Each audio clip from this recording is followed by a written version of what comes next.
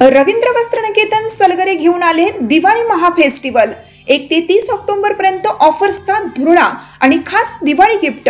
नारायणपेठ साडी 333, काजूकतली पैठणी 693, गजलक्ष्मी पैठणी 754, राजहंस व Kalanjali Paithani 747, linen shirt 387, khadi shirt piece 243 आणि बॉय शर्ट फक्त 199 मध्ये। तर मग त्वरा करा, रवींद्र वस्त्रनिकेतन सलगरे आणि शाखा।